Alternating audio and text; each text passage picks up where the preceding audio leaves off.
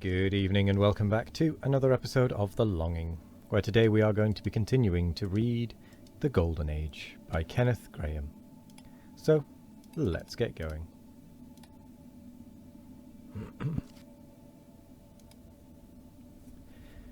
To us at parley in an arbour over the high road, there entered, slouching into view, a dingy tramp, satellited by a frowsy woman and a pariah dog. And, catching sight of us, he set up his professional whine, and I looked at my friend with the heartiest compassion, for I knew well from Martha, it was common talk, that at this time of day he was certainly and surely penniless. Morn by morn he started forth with pockets lined, and each returning evening found him with never a sou. All this he proceeded to explain at length to the tramp, courteously and even shamefacedly, as one who had been in the wrong. As one who was in the wrong. And at last the gentleman off the road, realizing the hopelessness of his case, set to and cursed him with gusto, vocabulary, and abandonment. He reviled his eyes, his features, his limbs, his profession, his relatives and surroundings, and then slouched off, still oozing malice and filth. We watched the party to a turn in the road, where the woman, plainly weary, came to a stop.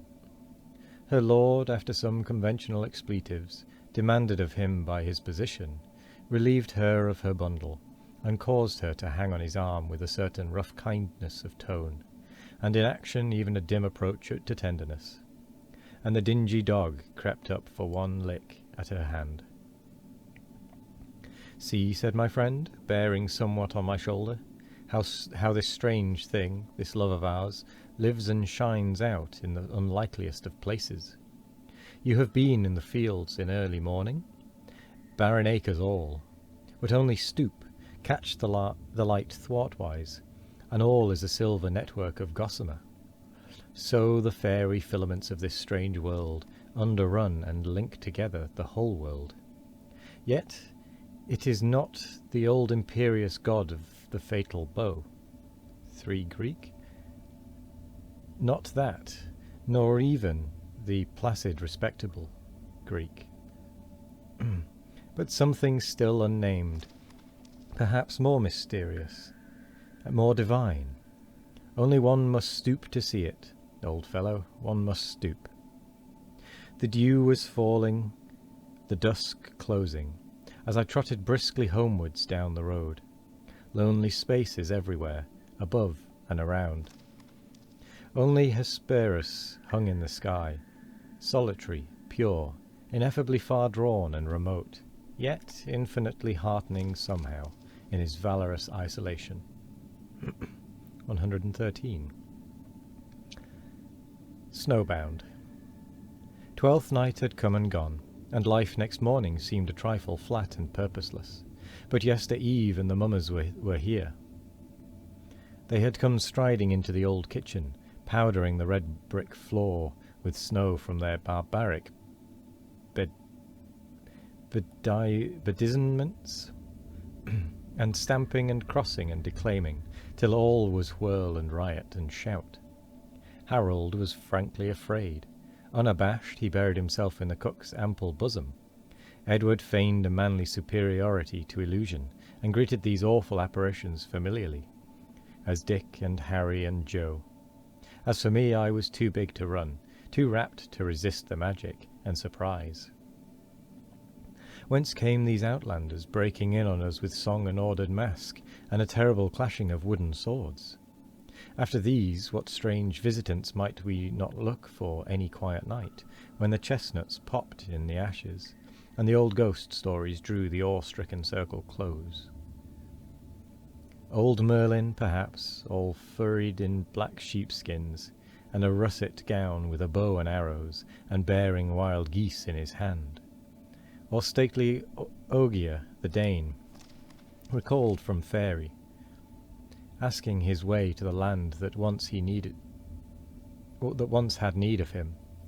Or even on some white night, the Snow Queen herself, with a chime of sleigh bells and the patter of reindeer's feet, with sudden halt at the door flung wide, while aloft the northern lights went shaking attendant spears among the quiet stars. This morning, housebound by the relentless, indefatigable snow, I was feeling the reaction. Edward, on the contrary, being violently stage-struck on this his first introduction to the real drama, was striding up and down the floor, proclaiming, "Here be I, King George the Third," in a strong Berkshire accent. Harold, accustomed as the youngest to lonely antics and to sports that asked no sympathy, was absorbed in clubmen, a performance consisting in a measured progress round the room, arm in arm, with an imaginary companion of reverend years, with occasional halts at imaginary clubs, where, imaginary steps being leisurely ascended, imaginary papers were glanced at, imaginary scandal was discussed, with elderly shakings of the hand, and, regrettable to say, imaginary glasses were lifted upwards. Heaven only knows how the germ of this dreary pastime first found way into his small boyish being. It was his own invention, and he was proportionately proud of it. Meanwhile, Charlotte and I, crouched in the window-seat, watched, spell-stricken, the whirl and eddy and drive of the innumerable snowflakes, wrapping our cheery little world in an uncanny uniform, ghastly in line and hue. Charlotte was sadly out of spirits, having countered Miss Smedley at breakfast, during some argument or other, by an apt quotation from her favourite classic, the fairy book. She had been gently but firmly informed that no such things as fairies ever really existed. "Do you mean to say it's all lies?" asked Charlotte bluntly. Miss Smedley deprecated the use of any such unladylike words in any connection at all. "These stories had their origin, my dear," she explained, "in a mistaken anthropomorphism in the interpretation of nature.